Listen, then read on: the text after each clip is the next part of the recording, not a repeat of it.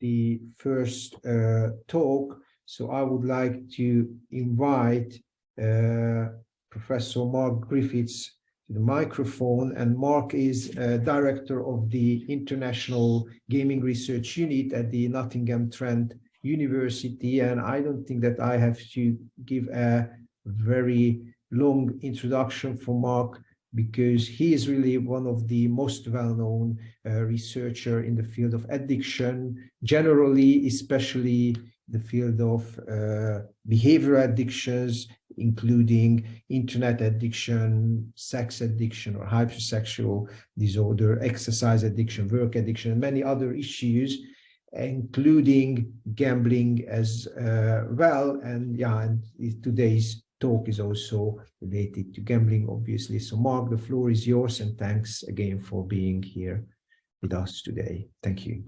Thanks a lot, Zsolt. I hope you can see my slides. Hope everyone can hear me. I probably won't take 15 minutes. I'm going to hopefully pack a lot in, but in a short time. So today I'm going to look at using account-based tracking data to evaluate responsible gambling tools. And I do want to say thank you to two of my main collaborators here, which is Dr. Michael Auer and Nicholas Hopgartner. So most of the studies I talk about today are work that I've done with them. I've been working in this area using account-based tracking data now for over a decade. Michael Auer and myself, we published our first paper back in 2013 using tracking data. So all the studies I'm going to talk about today are from studies that with data provided by gambling operators. I just looked at my CV yesterday, and I was actually quite astonished to find now that I've published, or rather co-authored, 36 studies now that have used tracking data supplied by the gambling industry, and 30 of those 36 have been with Michael Auer. And it is actually Michael that does all the heavy lifting in terms of the actual data analysis. So thank you to Michael for that. One thing I would say about the studies that we've done over the last decade, we've worked with kind of 11 or 12 different gambling companies over that time. I've given some examples there on the screen. The thing to say really is that they come from all over the world. So things like studies that have been done in Norway, or rather from data from Norway, from Germany, from the UK, from Sweden, from Germany, from Austria, and various other places, and places like Kindred, we often find there we've got data from lots of different countries. So I think one of the things that I would say about the work that we've been doing is that it's been done with lots of different companies rather than one single company, and we've also been doing work in lots of different areas. So we are particularly proud of the work that we've done where we've tried to evaluate whether particular responsible gambling tools actually work. I think if we think back to a decade ago, there were lots of operators who were suddenly introducing responsible gambling tools, but at that time, most of them were based on common sense rather than based on anything empirical. And so now that we've got a decade's worth of data, but even that, the empirical database, the databases that we've got are still very limited in terms of what we know about the types of things that are being evaluated. I'm going to briefly talk about research in 5 different areas. So we've evaluated whether things like limit setting works, whether personalized messaging works, and included within that, we've done one study on what we call loss limit reminders. I'm going to talk briefly about a couple of studies we've done on pop-up messaging, and also talk about the work we've done evaluating mandatory play breaks. I'm not going to spend too long describing what each of these types of responsible gambling tool are. I'm going to assume that most of you have some idea of what these tools are that are used by the industry. I'm going to start off by talking about limit setting. So to date, I think Michael and I, we've done 6 or 7 studies on limit setting. 5 of those have used tracking data, and a couple of those have used survey data, and one has actually used a combination of survey data and tracking data. The first study that we published back in this area back in 2013, we were given some data by an Austrian online company called Win Today. They gave us a sample of 100,000 online gamblers, And out of that sample of a random sample of 100,000 online gamblers, we took a subsample of 5,000 gamblers that had actually set limits. And what we found in that study is that voluntary limit setting did seem to help those who were the most gambling intense. So those who were gambling, for instance, who were the top 10% in terms of gambling intensity, those who voluntarily set limits in terms of both time and money did actually reduce their gambling.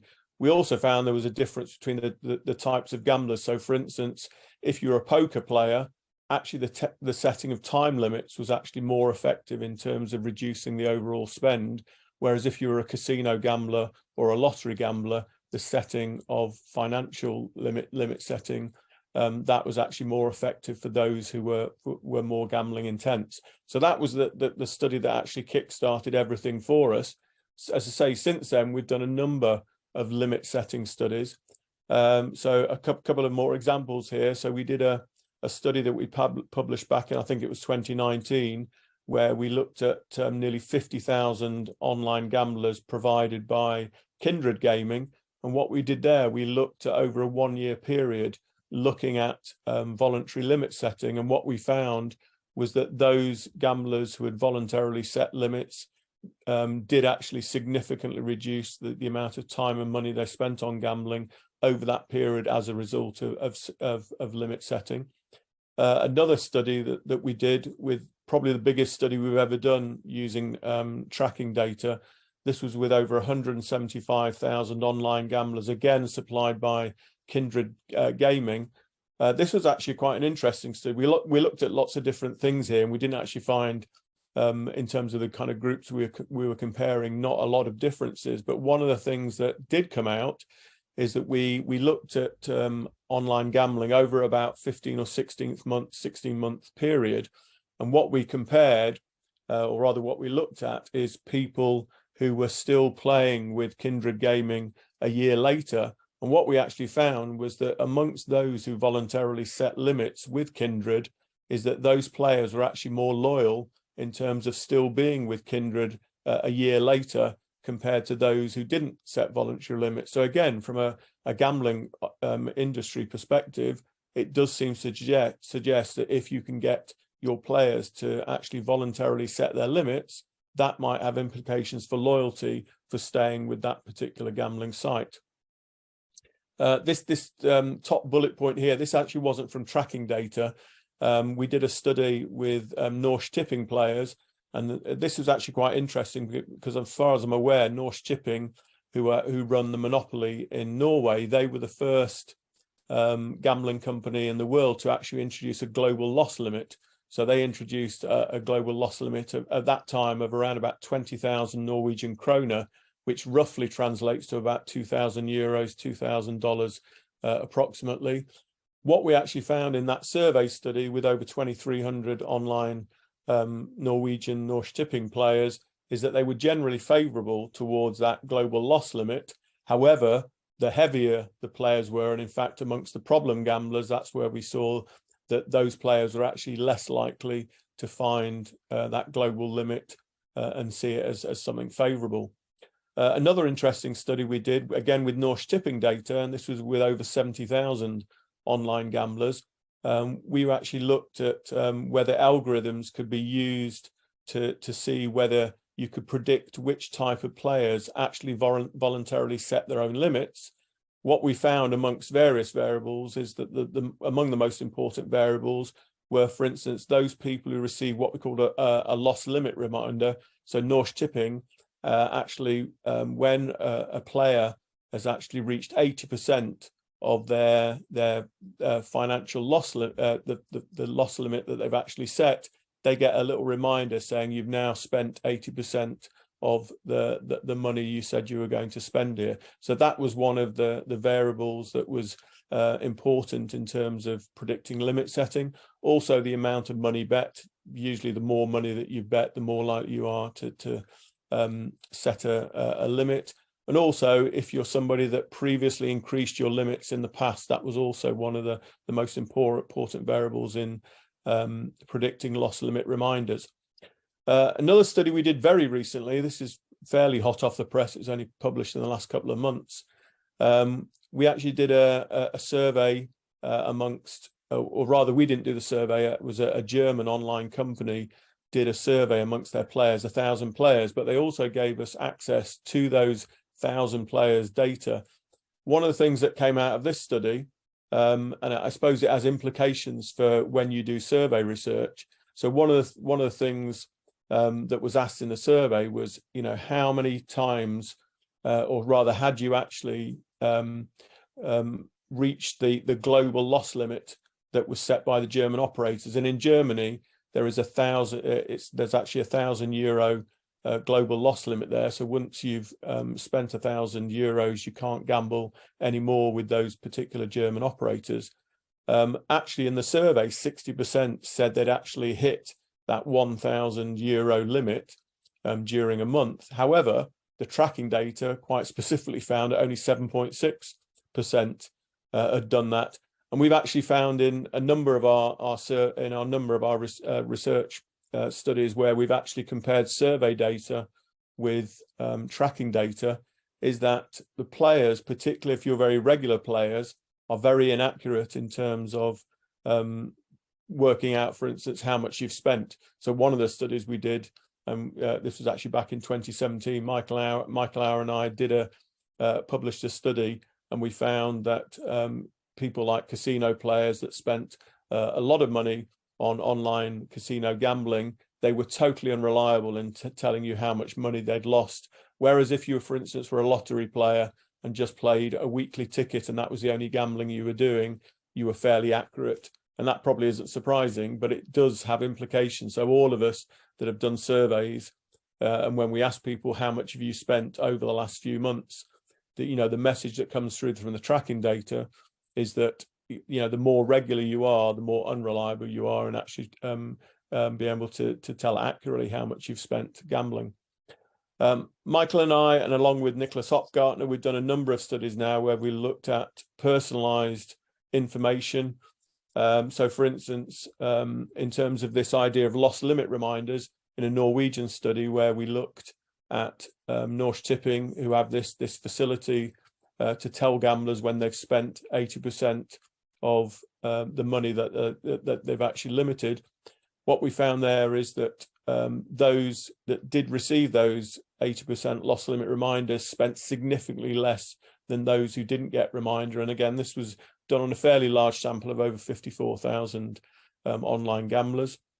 In another couple of studies, we found that players who received bespoke messages about their actual gambling behavior spent a lot less compared to match controls. We also did another study actually finding that any type of personalized messaging actually significantly reduced the amount that gamblers did compared to match controls. In another study, a Swedish study that we've published fairly recently, we found that players who received messages about their actual gambling behavior not only spent less on the day that they got the message, but they were also spending less 7 days afterwards. So there did seem to be a small and short-lived effect in terms of reducing gambling over a week period. And another study that we just published very recently, again in the Journal of Gambling Studies, this is where we looked at players that had actually received personalized intervention either via email from a gambling company or through a telephone call from the company. This was actually from a study of players from the Netherlands. So this was actually a very large sample, but it was actually a large sample of online gamblers. But in terms of those who actually received an intervention, and we're assuming that those who received an intervention are more likely to be the very heavy players and more likely to be problem gamblers. So what we've got here is that over 1,800 players had received an email from the gambling company, and over 700 people had received a telephone call from the company. And what we found was that those players that had received personalized feedback either through that email or through that telephone call, they significantly reduced the amount of money they deposited. They significantly reduced the amount of money they wagered. They significantly reduced the number of monetary deposits, and they significantly reduced the amount of time they spent gambling in the 30 days after they'd been contacted either via telephone or via email. So all of those studies do seem to suggest that personalized messaging does seem to reduce the amount that people gamble in terms of time and money, particularly amongst those who are the most gambling intense. We've done a couple of studies where we looked at what's called pop-up messaging. So this was actually done with an Austrian company, Win Today. So in the first study, we looked at whether a very simple pop-up message that actually appeared after players had spent 1,000 consecutive slot games gambling on an online slot machine. The company had a very simple message that kind of popped up after the 1,000 consecutive plays on a slot machine online, which basically said, you've now played 1,000 slot machine games. Would you like to carry on? Yes or no. And you could press a button if you wanted to stop after seeing that particular message. This was a study where we looked at 400,000 interactions before they'd introduced this pop-up message, and we compared it to after they'd introduced this pop-up message. And I think it was in around about September 2013 they did this. This was on a sample of approximately 50,000 online gamblers. But what we found in that particular study is that only 0.7% of gamblers, when they saw that message, actually stopped after seeing that simple message. Now, we said to the company that that the message they designed wasn't actually based on good psychological principles. So Michael Auer and myself, we completely redesigned the message. We actually ended up with a very long message which incorporated 4 different elements in relation to things like normative and comparative information, and we also gave people a recommendation there, and we were also trying to address the gambler's fallacy in the message that we redesigned. However, this was actually a bigger study with approximately 70,000 online gamblers, and here we looked at 1.6 million interactions, 800,000 with the simple message, and we compared that with 800,000 sessions using what we called the enhanced message, with a message that we'd redesigned.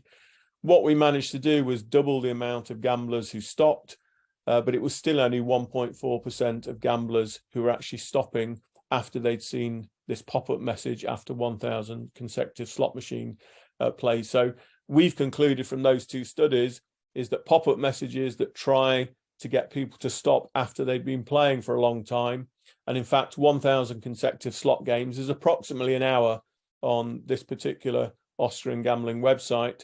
We concluded basically that pop-up messaging only works for a small amount of people.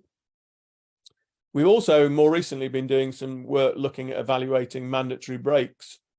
So these are where companies, after people have been playing usually for an hour, will introduce a mandatory break of some description. So, excuse me, it's really bad I haven't got any water next to me, even though that's going to be difficult for me to talk. Sorry about this. The first couple of studies that we did were with Norsk Tipping. So the first study we did, we looked at the effectiveness of a 90-second mandatory break. This was with over 7,000 online video lottery terminal players at Norsk Tipping.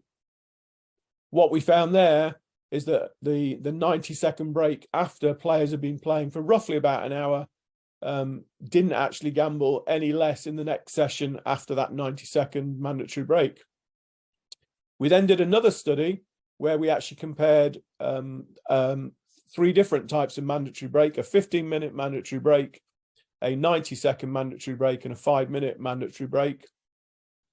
What we found was that those who had the 15-minute mandatory break, that actually led to a disproportionately longer voluntary play pause compared to those in the 5-minute condition and the 90-second condition. We also found that giving personalized feedback on top of that actually had no additional effect. And then another study that we did, and this was actually with a British online casino company, they have a policy that if somebody has actually deposited more than 10 monetary deposits inside a day, if you've deposited 10 times, is that you then have a 1-hour mandatory break. And what we found was that the percentage of players who stopped depositing money as a consequence of a 1 hour mandatory play break rose from 27% to 68% on the day of the play break. And in terms of the percentage of players who stopped wagering as a consequence of receiving that 1 hour mandatory play break, that actually rose from 0.1% to 45% on the day of the play break. And the final thing I would just like to say, so what I've been describing so far is the work that we've been doing in terms of actually trying to evaluate whether responsible gambling tools actually work. A lot of the times we're actually using tracking data for lots of other things, some of them very innovative and some of them probably more mundane. We've now done a couple of studies where we've tried to identify problem gambling online. I mean, this has big implications for things like problem gambling criteria. Most of the screens that we use are more about the consequences of problem gambling, whereas obviously with account-based tracking data is that, you know, gambling companies are now using things like algorithms to try and predict which players, based on what they're actually doing online, whether we can actually identify problem gambling. The initial studies that we've done suggest that we certainly can identify those that do seem to be displaying some aspects of problem gambling behavior. We've also done one study where we've looked at different types of online gambling behavior. So for instance, with Leo Vegas, we compared online sports bettors to online casino players. And although there were commonalities amongst those who were problem gambling online, there were actually some differences as well. So for instance, you know, if we just in terms of, for instance, the hardware that was using, we found that online sports bettors were far more likely to be problem gamblers using their smartphones, whereas online casino gamblers were far more likely to be problem gamblers using their laptops. We've also, as I've already mentioned earlier on, we've compared tracking data to actual survey data within the same study. And as I say, what is coming through quite crystal clear there is that the more regular you are, and the more gambling intense you are, the more unreliable you are in terms of being able to estimate the amount of time you spent gambling, the amount of money you spent gambling, and what you're actually doing online. We've also done some studies where we've looked at voluntary self-exclusion. So in our studies, and this is particularly in the work that I've done with Maris Catania, so there we've actually found is that quite a large number, usually up to half of people, will voluntarily self-exclude within the first week of actually joining a gambling company. And we've argued on the basis of the couple of studies we've published there is that voluntary self-exclusion is not necessarily a good proxy measure for problem gambling. We've also looked at what we call the kind of geolocation aspects of using tracking data. So in terms of the work that we've done with Norsk Tipping, where, I mean, Norsk Tipping, they have a player card, and that player card is not just used on online gambling, it's also used offline. So when you go into a shop and you buy a lottery ticket, you know, every single transaction offline is actually recorded on that player card. When you're playing a video lottery terminal in if it's in a shop or it's in a bar, is that is recorded on your player card. And we know from that player card where you're actually gambling. We know if you're in a shop, we know if you're in a pub, we know if you're in a place that sells alcohol. So we've now started to publish some studies where we can actually use that geolocation data, and that gives us insights, for instance, into maybe the effect of, you know, drinking in places that serve alcohol on your gambling versus places that don't. However, there are quite clearly, I don't want to give this idea that tracking behavior, account-based tracking data is the be-all and end-all of gambling data, because it isn't.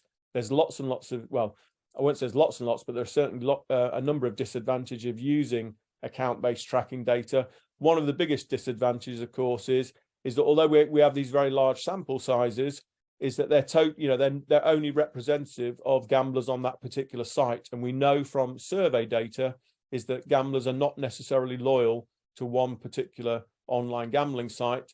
And, you know, so what we haven't got, and this is another disadvantage, we don't have the totality of their gambling behavior. We only have the totality of their gambling behavior at that particular site. Another disadvantage, although this is a smaller one, is, of course, we do get instances where more than one person can be using a particular account. So, for instance, a husband and wife who might be using a shared lottery account, for instance, or a father and a son using the same sports betting account. So anyway, what I want to conclude from everything I've talked about today, and I realize I've only given you a kind of snapshot of the work that we're doing. We think behavioral tracking is an innovative method for evaluating responsible gambling tools. We think that tracking data needs to be used by operators to maximize their protection of its players, particularly those who are the ones that they perceive as being problem gamblers. Responsible gambling tools that use players' tracking data can help many players, but I really do want to stress, based on the research that we've done, it doesn't help all players.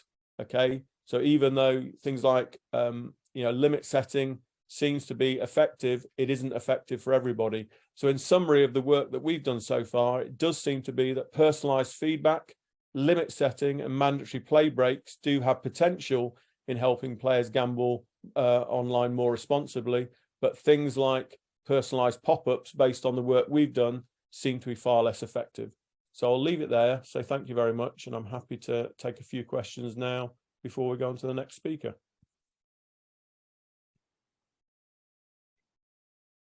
Thank you very much, Mark. That was very exciting and informative.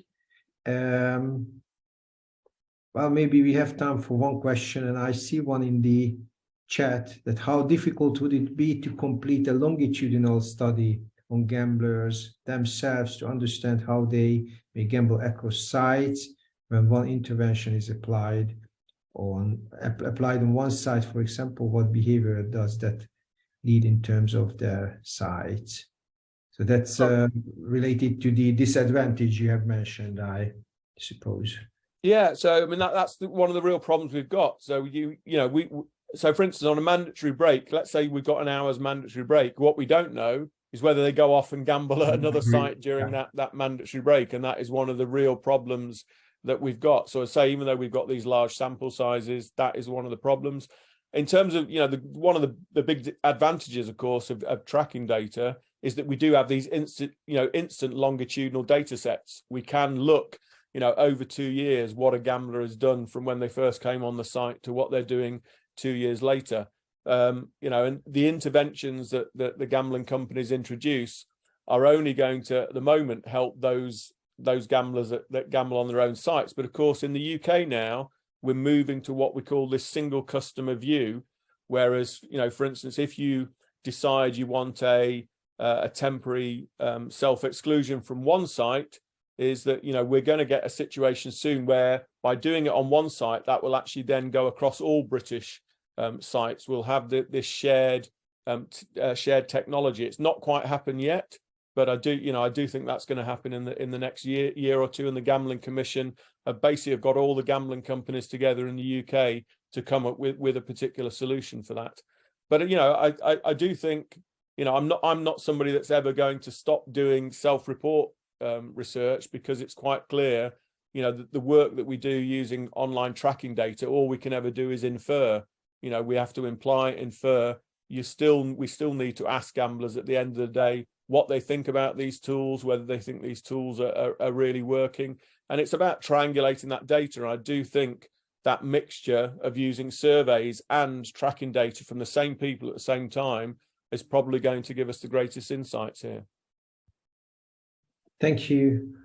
Yeah, maybe, this question also belongs here, that should channels, mobile desktops be monitored and limited separately as an intervention or as a voluntary measure? Well, the thing is now with online gambling, whether it's a tablet, whether it's a laptop, whether it's a computer or smartphone, this is something we couldn't have dreamed. When I came into this area, 37 years ago, I couldn't, there's no, things like the internet didn't exist. Yes, we found on our research that, as I say, sports bettors, for instance, are far more likely to have problems on their smartphone, but online casino gamblers were far more likely to be using their laptops and computers.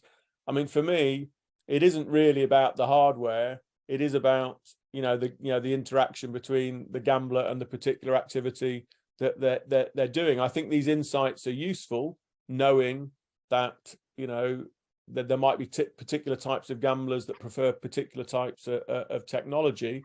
But that for me is kind of peripheral.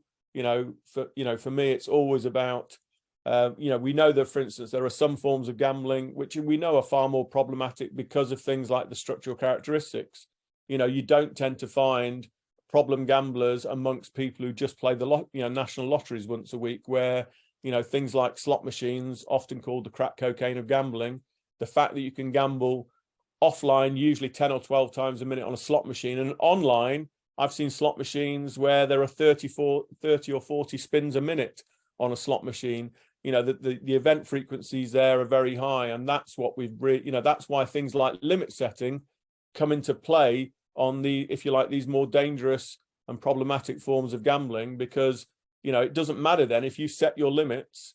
It doesn't matter whether you're engaging in a particular more dangerous form of gambling, because once you've spent all your money, then you can't go on. But of course, the problem we've got is that once you've spent your limit on one site, you can just go to another, and that's the real problem with online gambling now. Okay, well, thank you very much. And we will have time at the end for more questions, but now we have to move on to the second presentation, and that will be presented by Professor Sally Gainsbury. And Sally is professor in the School of Psychology at the University of Sydney, and also director of the Gambling Treatment and Research Clinic, which is Australia's only university-based gambling treatment center. And I think that also as a combination of being involved also in treatment and research, it could be a very exciting combined approach, also probably seen in your presentation. So the title of the presentation is Enhancing Voluntary Take-up of Effective, Safer Gambling Tools by At-Risk Customers. And the floor is yours. Thank you, Sally. Thank you so much, and good morning or good evening, everyone. Thank you for tuning in. So it's great to follow Professor Griffith's talk. I'm going to be talking about how to encourage people to use and engage in safer gambling tools. So how we can get people to engage in these behaviours voluntary. And again, yes, from the University of Sydney, with bringing together that nexus of treatment and research. A lot of the work I do is similar to Professor Griffith's, very involved with industry as well as with government stakeholders and community groups, and we involve end users as well. So I really emphasize as well that importance of looking at a really multiple disciplinary approach to this. There is no one single methodology or one single approach that's going to be any sort of panacea. So what I want to look at is the topic of safer gambling or lower risk gambling. The terminology is certainly not decided, but it is quite important to not give the emphasis or indication that gambling is a safe activity. By definition, it is a risk-taking activity, but it can be conducted in a lower risk or a more sustainable way. So to talk about what that really means, what should be done, and a little bit of a teaser of some of the evidence. And everything I've presented, these slides will be available, and also everything is from peer-reviewed research that's available as well. Essentially, it's important to be mindful that problematic behavior is not something that's static. Just like, at different times you will make different choices about your diet or what you want to eat or whether you want to exercise. Gambling is similar in the sense that someone isn't a problem gambler or every single day, every single month. These things change over time and people make different behaviors. And when we think about safer gambling or lower risk gambling, it's important to keep that in mind, that if we're trying to minimize harm, it's not only minimizing harm for people who have a very lengthy history or potentially have a gambling disorder. We want to minimize harm at every instance of problematic behavior, or try and rather encourage people to be making appropriate choices. Now we know that it's okay, to engage in a little bit of, recreational gambling, but to the point that you're doing this in a manner that is indicating harms over time. So that's kind of the difficult thing, is to work out where is that line, and that's a different point for different people. We know that people are vulnerable to problematic gambling at different times. So We know from circadian rhythm research that late at night, or when people are fatigued, or even when they're cognitively loaded or in a period of anxiety, they're going to be making difficult decisions or riskier decisions potentially than they would if they're in more of a cool, rational, and well-resourced state of mind. Even things like when you're hungry, you make different decisions. So we need to be mindful of what are the factors that are influencing, and how can we identify these instances of loss of control, whether it be a single instance or a repeated instance, and not to presume that customers are always going to gamble in the same manner. So, for example, that someone's sort of been checked and looked into, they've been approved, and just say, okay, well, we don't have to worry about that individual anymore. It's really important that we're encouraging individuals to be mindful of their behavior, and that gambling operators also are checking in repeatedly with customers of the duty of care. So we know from longitudinal research that people tend to shift between categories of risk and problematic behavior, that many people do stay in a sort of a non-gambler state, but people move between being a recreational or a risky gambler and from an at-risk gambler to problematic gambling, that this changes over time in response to a lot of situations that might be, outside of the gambling scenario entirely, or in response to a gambling situation. So we know things like chasing losses and accumulation of debt can impact gambling. And chasing losses doesn't just happen in the same session, it can happen across periods of time. So when we look at this idea of the point of intervention, of where are we truly trying to intervene, if we can disrupt people moving into a risk category and from risky to problematic, this is going to be very helpful in terms of harm minimization. And that's really the good news, is that because the problem gambling is not a static condition, that appropriate interventions can be highly effective. And if we can start to, instead of thinking about waiting till someone has a gambling problem and then we step in with maybe self-exclusion or treatment, let's break that down and go much further into that journey of development and start thinking, what is an intervention that can disrupt that and stop that person heading to that trajectory, and put in place safer gambling habits and patterns for them so they can continue to engage in this, which is not only reducing harm for the individuals and those around them, but making a more sustainable industry. So moving away from this idea of just an ambulance at the bottom of the cliff. So this is kind of thinking, this is an example from Australia, that there's people typically talk about this kind of the 1% or the less than 1%. And I've heard this a lot when I've presented in industry, that, less than 1% of our players have problems. So, it's a really small problem and it's not really our fault. People just are problematic. And that's complete fallacy. If you're a gambling industry operator, then you obviously have a higher proportion of people who are engaging in problematic gambling, because a 1% is a population level estimate, which includes people that don't gamble at all, and a lot of people who gamble at a very low rate. So we know that up to 22% of regular gamblers, so people who gamble maybe once a month or more, have engaged in problematic gambling to the point that they're experiencing harm. And we see that this is a snapshot from the HILDA data from Australia, which is a nationally representative survey, that we are seeing higher proportions when we break down across the different categories. We do see problematic play at much higher rates than 1%. So it's important to kind of move away from some of the previous thinking on what it means to be looking at safer gambling. It's not just about trying to tackle and target that 1% of population level. And we also know that the problems reach much further than beyond the individual, that 6 to 10 others experience harm for each individual who experiences gambling problems. So these are the sorts of things we need to be mindful of when we're talking about reducing gambling harm. It's not only for that individual, we're talking about a much larger proportion of people who are potentially impacted by problematic play. So what my research is really looking at is shifting away from not just help seeking, which is of course incredibly important, and we definitely need treatment and best practice and self-exclusion and resources for people who are at a significant harm. But I would really like to focus on early intervention of the people who are at risk, who potentially could move to that trajectory, because if we can prevent the harm before it becomes very severe, it's going to have a huge impact for those individuals, for the people around them, and for the greater community. So what do we know about harm minimization tools? We know that most people don't engage with them. So we've done some research looking at why. We've done surveys of online wagering customers and people who gamble, people who've experienced gambling harm, lots of different types of populations who have had the opportunity to engage in a harm minimization tool. And this is anything from a limit or a self-test or accessing an activity statement or taking a timeout, these kind of self-play management tools. And what we find is that most people don't really understand what they're for. There's a perception that they're not relevant for an individual because they're often described as help for gambling problems.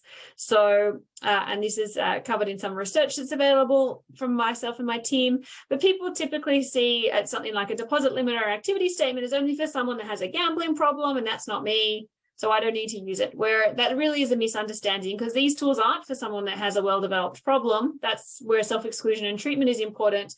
These tools are intended as a seatbelt, as a way to prevent problems from being developed and make sure people's play is at a sustainable level, but that message has really been missed, and it doesn't help. They're often listed under the help section, of gambling operator sites, and even on government sites, the government sites are branded, gambling help. Those kind of terminologies really make it seem that the information and resources of people who need help or treatment or have substantial problems, we really need to shift that perspective around to seeing these as something that's relevant for play management across really all people who engage in gambling. So what we're looking at now is looking at multidisciplinary research and looking at economics and the legal research and neuroscience to think about how can we enhance these sorts of behaviors. And one thing that's really important that is often skipped over is what are you actually trying to achieve? And we see this in policy a lot, that there's this concept of, well, we want people to gamble responsibly, or we want to reduce gambling harms. And that's really difficult to test then. What does that mean? How do we know if someone's gambling responsible? We need to be much more specific with the objectives. Who is a target audience? So as an example, we've had laws recently in Australia called the lockout laws, which was intended to reduce alcohol-related violence. There was a spate of young men essentially hitting each other and people dying. It's been terrible, but the specific laws were intended for a specific reason, to reduce alcohol-related violence among a specific population in a specific geographical region. And that means you can evaluate them.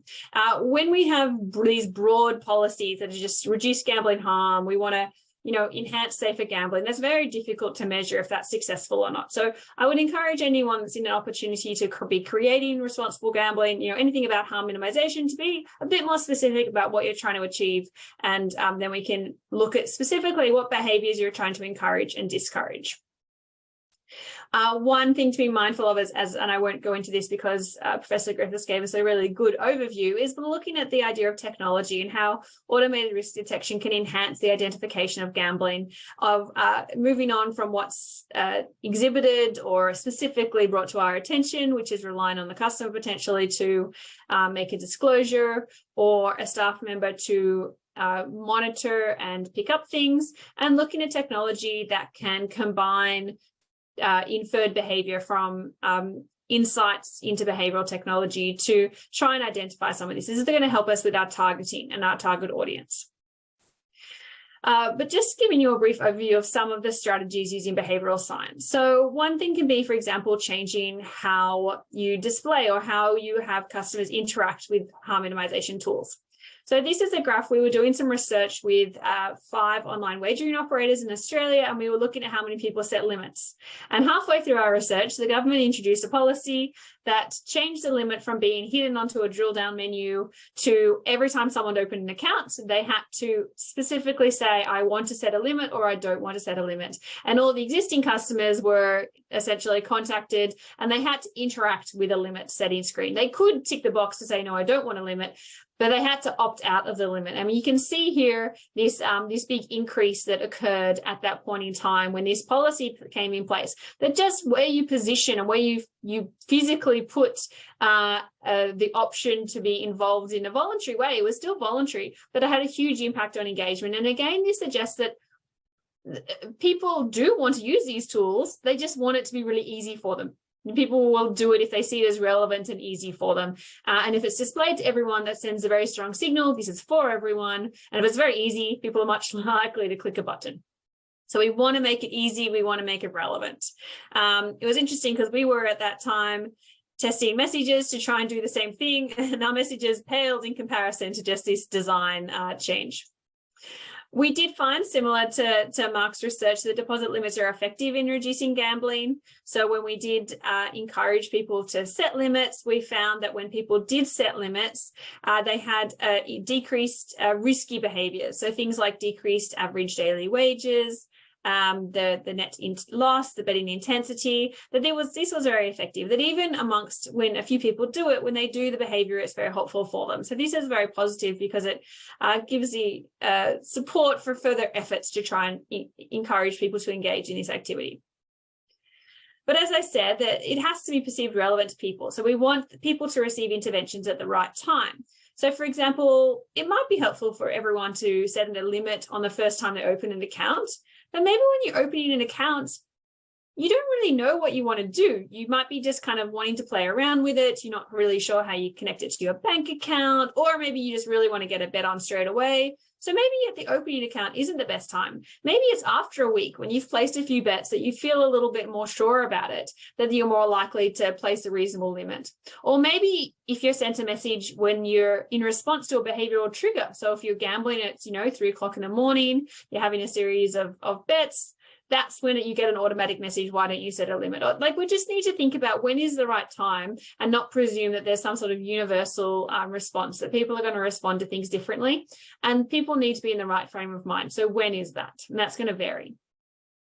We also need to think about how we phrase these sorts of messaging and looking at language and content, moving away from things like even the word limit. Maybe we use a more friendly word like a budget, moving away from help or problematic play, thinking about, enhancing more positive and action focused, play management, being in control, people-focused language to enhance awareness of the tools and shift around this idea of self-reflection. Is this relevant for me? We could potentially demonstrate that normalizing. So, most people who use this tool find it really helpful. Some of these behavioral science nudges and techniques that are just trying to get the people to see a more positive framing towards some of the tools and displaying things in an appropriate way. So we need to think about, what's the right way to prompt people and nudge people. And again, design strategies are crucially important. So for example, some really nice research from the Behavioural Insights team in the UK have been looking at what they call deposit limit anchors. So this is when you go onto a gambling website and it says, we'll set a deposit limit. So that's good. We're getting in the right direction. But it might have, £100, £200, £500, so people will just tend to pick the middle option. But they did an interesting study where they found if you actually just put a blank box, it dramatically reduced and lowered the limits that people were setting for themselves, because they had to actually think for themselves as opposed to just picking an option. So if we can think about ways we're designing strategies, because it's not just that we want people to set a limit, we want people to set an appropriate limit for themselves. And it's not necessarily reasonable to expect that people know what that is. Then maybe we need to provide more information about what is a safe risk, what is a safe limit for people to set. We now have things called lower risk gambling guidelines that we can, similar to kind of alcohol guidelines of what's an appropriate amount to drink in one setting. We do have some guidelines around how much people should be spending on gambling. Again, it's not about constraining choice, but enhancing people's ability to make their own self-management play strategies. So maybe it's having a gambling calculator to say, okay, you've set a limit of £500 a month. We've typed that in, and just so you know, before you confirm that limit, do you know how much that's going to be over the year, and that you could go on a vacation for that amount? So kind of providing the information back for people in a way that's meaningful for them to encourage people to set appropriate limits and act in ways that are going to have their own best interests at heart. Similarly, we have in Australia activity statements, and these have been upgraded recently from a national legislative framework, which are really positive. So they aim to increase informed choice and enhance awareness of spend. And previous activity statements were kind of a laundry list of transactions. So transaction, just really complicated, very difficult to actually provide any information. And now you can see here this image, every operator has to use the same template and provide information in the same way that highlights the losses. It shows comparison of losses over time. So you can see with these really nice visual graphics how much people are spending. I think what needs to be done as a next step is to take a sort of an analysis and provide information. It's great to provide information for people, but again, we want to make these easier for people. We want to make these relevant. So, so what do these mean for people? We can do things similar to what's being done in utilities, where we're saying, for example, you're a 5-person household, but you're actually spending as much energy as a 10-person household. Maybe you could turn the lights off. Or like, that's fantastic. Your energy consumption is really low. Well done. So these kind of like packaging this information back for people to bring relevant information to their attention with appropriate behavioral strategies suggested. These are the sorts of ways that, again, it's not telling people what to do. It's non-judgmental, it's action focused, but we're trying to help people to have their own best interests at heart here. So the last example is timeouts and self-exclusions. So we know these are very effective. They're useful for people who are potentially either ready to quit their gambling or need a bit of a break on their gambling, but it's how they're able to be conducted. So it used to be in Australia, you had to go to an online website, you had to go and find the self-exclusion form somewhere, print it out, fill it out, email it to someone else. Like, that's not a very useful design strategy. We need to think, how is this something that's easy to implement and that then is packaged in a way that's implemented straight away and is binding for people? So how can we make this easy and relevant? And that's kind of what I want you to be thinking about. These are some of the key strategies to make it easy for people, like reduce the friction. It's the best way we can get people to do things is to make it very simple for people. Make it attractive, make it people understand this is something they want to do, it's good for them, they're motivated to do it. Make it social. Is it something that others are doing? Is it important to other people? Would they be encouraged and feel good for engaging in this behavior? And make it timely. When should it be done? When is the right time? These are kind of some of the key principles we can be thinking about. Again, they're not going to be a huge shift in what's being done, but they're helping people to encourage people to engage in voluntary activities. So the last thing I just want to say is that we do need to engage in collaborative work, that research needs to work with industry to get access to data, to get access to funding, to share information and disseminate that what they know back to industry, but industry also, I mean government as well. So how can research inform policy and practice, and also to be aware of what's coming and down the pipeline, so research can be ready to inform the policies and practices of the future, but obviously done in a very appropriate and independent way that's protecting research integrity. So that's kind of what I want to leave you with, and my contribution is to think about sustainability through low risk gambling as something that's relevant for all customers. Think about how we can use technology and design principles to proactively work with our customers to ensure that they're gambling in a way that's going to have the best outcome for them. So I've got my contact details here. I'm very happy if you'd like to follow up or request a copy of the slides or follow me on Twitter. And I'm very happy to answer a question now or at the end. And thank you very much for your time. Thank you very, very much, Sally. And also being aware of the time, and I don't see any direct questions now in the chat room, so I would maybe suggest to I have one question. Okay, yeah, please go ahead. Is there a tool? Is there a tool or an app where you can do all this what the lady was talking about? Sorry, what kind of tool do you mean? I mean a tool or an app where you can daily see your progress or see if you are doing it the right way. It would depend on what jurisdiction you're in. As far as I'm aware, I think there's something developed by a money institute potentially in the UK. Maybe someone can pop in the chat if they know a bit more detail about that. But at the moment, most people just have to use the information provided by their online wagering operator, or if they can track it through their financial institution, look at a sort of a summary through their account activity. Okay. Thank you. And then there's one more question. Any best practices, examples, how to make voluntary limit setting more attractive to players?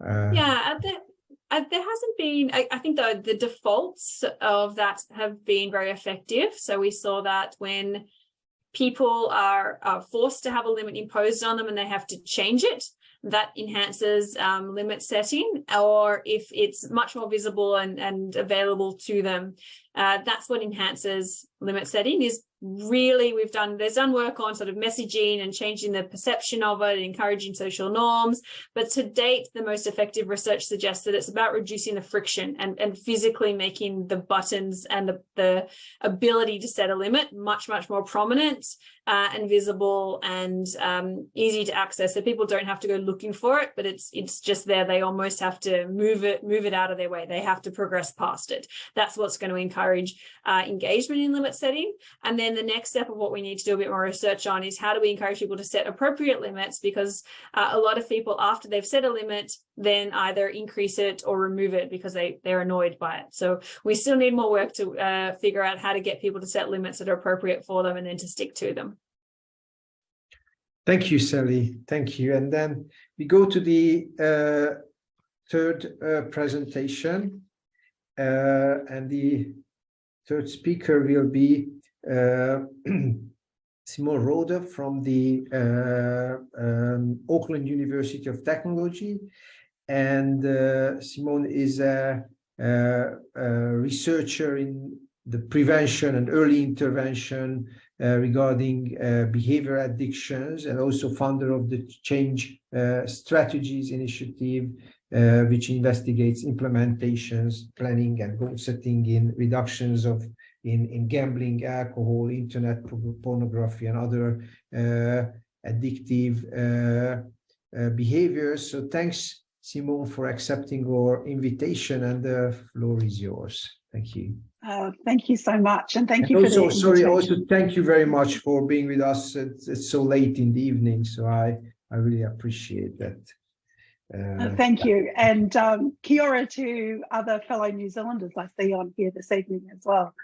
It's so interesting to be talking about treatment in the same session as our other two speakers tonight, because there are so many similarities across the talks that we've heard. And so tonight I want to talk a little bit about, or this morning for you, talk a little bit about where the current evidence is for internet interventions for treatment and some of the challenges that we're working through at the moment. So just by way of context, we know that gambling treatment works. We know that the most efficacious type of treatment is CBT. To a lesser extent, the evidence supports MI, motivational interviewing, and newer third-wave therapies, including mindfulness. We know that treatment seems to work a little bit better for some types of socio-demographics or gambling. And we also know that for in-person treatment, longer treatment tends to work better or have better outcomes than shorter treatment. But the big problem is that we know all these things, and we know that we can deliver this gold standard treatment, but unfortunately we have a massive amount of unmet need. So this is a global prevalence of help seeking study that we published late last year. And this brought together, there's about 25 population prevalence studies from around the world to calculate a rate of help seeking. So here we identified that almost nobody classified as low risk said that they had ever sought any help. About 1 in 25 people with moderate risk gambling problems, and about 1 in 5 with problem gambling. And when we calculated that help seeking, that was either over the last 12 months or lifetime. So you can see that even if people have forgotten that they sought treatment, it's still a massive amount of unmet need, which is why internet interventions are so useful. Now, the other part of the help seeking puzzle was that when we looked at how people were asking about help, they would often say in these prevalence surveys, have you ever talked to someone about your gambling, or have you ever sought professional help? Now, when we ask a single item like that, we actually get quite a different response than if we ask, have you sought treatment online? Have you sought treatment through a GP or have you joined a 12-step group? So when we start to ask about these different types of treatments, we actually get a different result. So we ran a study where we had the single item, we had about 20% of people said they had sought previous treatment. And when we ask about 14 different options, that rate turns into 70%. Now, these were online help seekers. So what this says to us, aside from the psychometric issues around how you ask about help seeking, is that when people are seeking help online, they tend to then access other types of help. So taken together with the unmet need and the fact that if you can get people to seek treatment online, it really is very supportive of online treatment for gambling problems. So there are broadly three types of internet interventions for gambling. And the first type are the traditional talking therapies, and these could be delivered via video chat. And I know during COVID lockdowns that the entire world moved into my world, which was a delight. I've been doing this work for about 15 years and a lot of people didn't care. And then during COVID, there was a lot of people that moved into this space, which is fantastic. So there were people suddenly doing video conferencing, chat-based, email counselling, SMS and text messaging. By far, though, the evidence has been centred around self-directed interventions. So self-directed interventions are where we package up a bunch of techniques and put them into some sort of order, and then people access those with or without the guidance of a clinician or therapist. Most of these are done without other people being involved, so that they're scalable and can be disseminated widely. The other type of treatment that's kind of newer and emerging, and Sally mentioned it just before, is about getting treatment that's on demand. And so we now are using smartphone apps and text messaging to be able to determine when someone needs an intervention and then delivering that intervention at the right time. And I'll talk about a couple of those we've got running in just a moment. So I wanted to talk about the current issues in our area. So remembering, we know treatment works, online treatment seems to work just as well if we can get people to do it. So looking at the first issue around dissemination and uptake, and that's something we've heard just before as well. So we've looked at different ways to do this. And when we were thinking about, well, how do we get our tools out there? The most obvious place to go is where people with gambling problems go, which is to our treatment services. And so we, together with Salvation Army Oasis and PGF services in New Zealand, and with Lisa Campbell and Bridget Thornley, we co-led a co-design project to develop a personalised normative feedback screening tool that is currently running in services. So it's been about 2 years it's been running. And so the important part here is co-design. So there are lots of screeners running around the world. They're not running, but operating around the world. I know most jurisdictions have the PGSI as their screener. So when we co-designed this though, we discovered that we included the PGSI because that's a minimum requirement from every government. But actually, when you ask consumers and clinicians, they're not really that thrilled by it.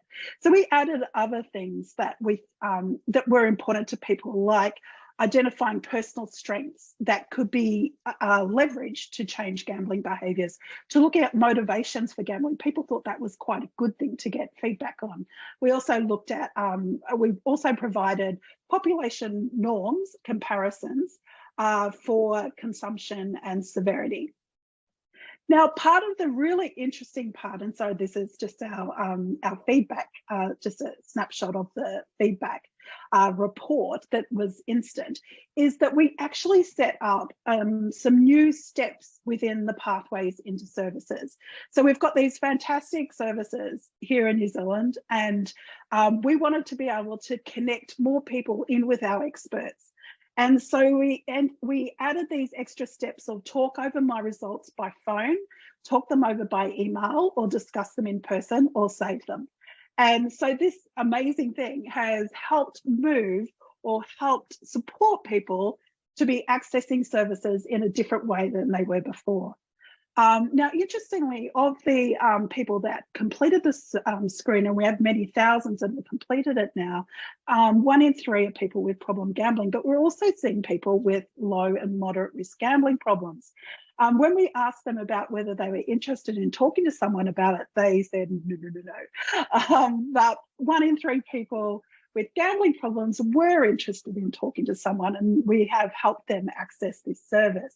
So this is, I guess, when we're thinking about dissemination, one of the first things to think about is, where do people already access information, advice, treatment, and how can we leverage what's already happening?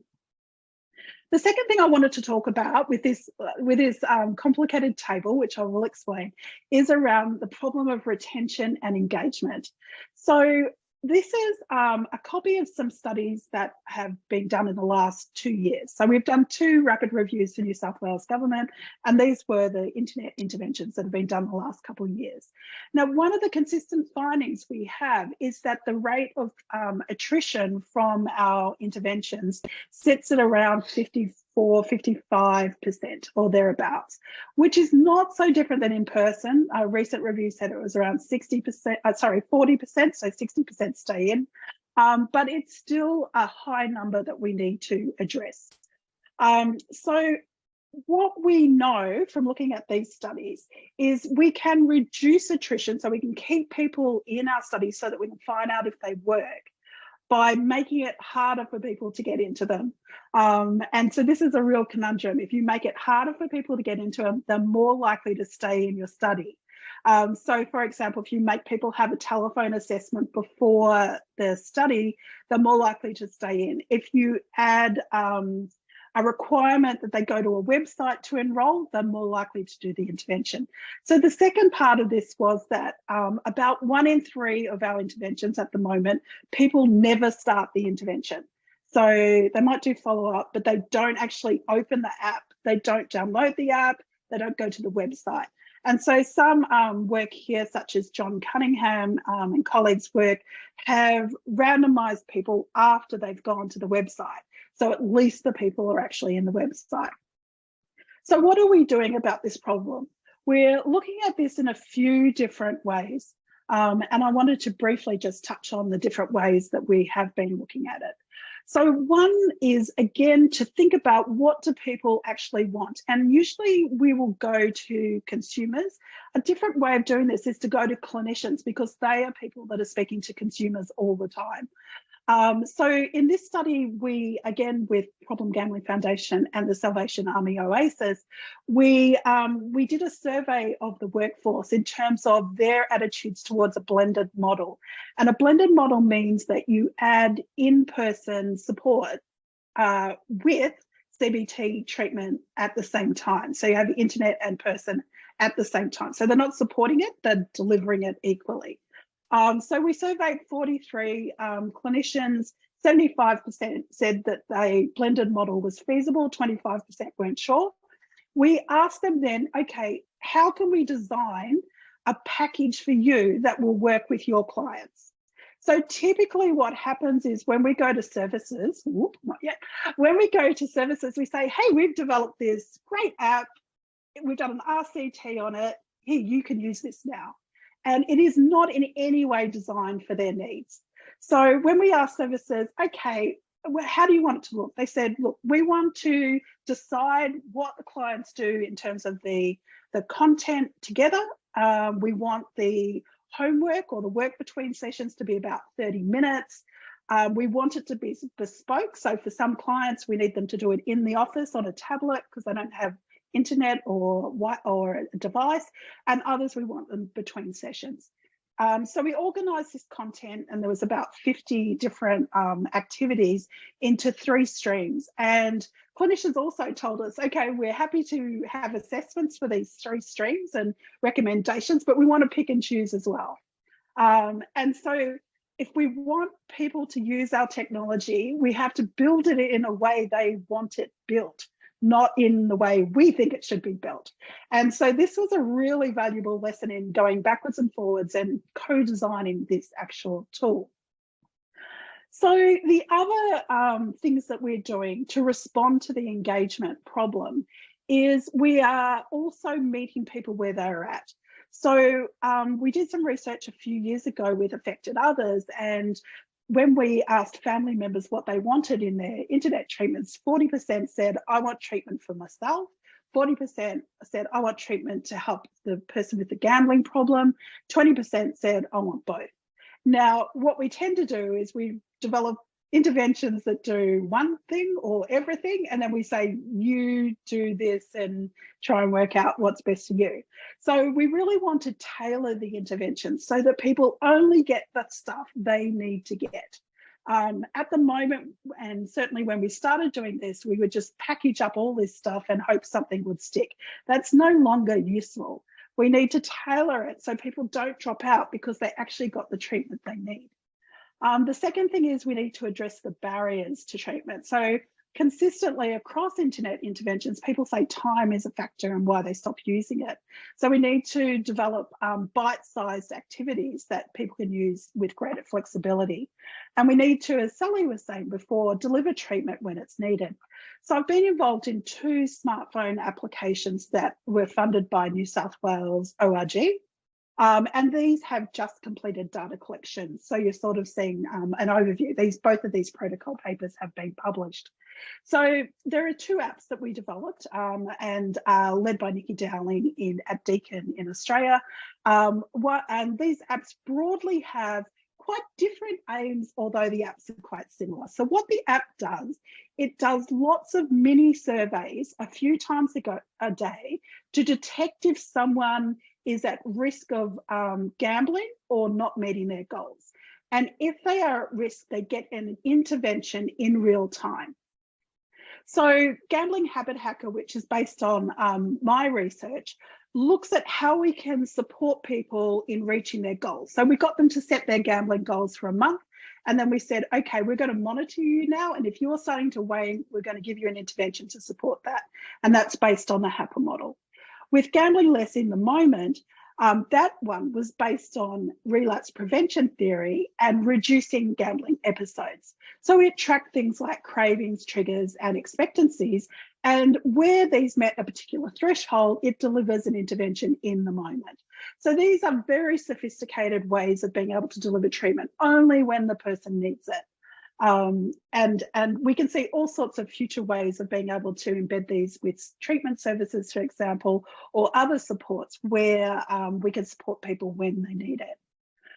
So I wanted to leave you with this thought, and I think this kind of cuts across the different presentations today, but to what degree is engagement and retention in these internet interventions the responsibility of the developer or the end user? What we've heard quite a lot about and what is consistent across the gambling literature is that it's the fault of the person that they don't engage, rather than where's the responsibility for the developers to develop tools that people will use and want to use and need. And I guess that's a real challenge for where we are now. But I want to thank you for your time today, and there's a bunch of sources there as well. Thank you. Very much. Thank you to all 3 of you. And I don't see more questions in the chat room, and also our time is up. So I would suggest closing this very exciting webinar today. So thanks again for coming and for being with us today. I forgot to mention at the beginning of the webinar, but I do it now, that these webinars are also supported by the International Society of the Addiction Medicine and the International Society for the Study of Behavior Addictions. And also, we will send you the information soon about the upcoming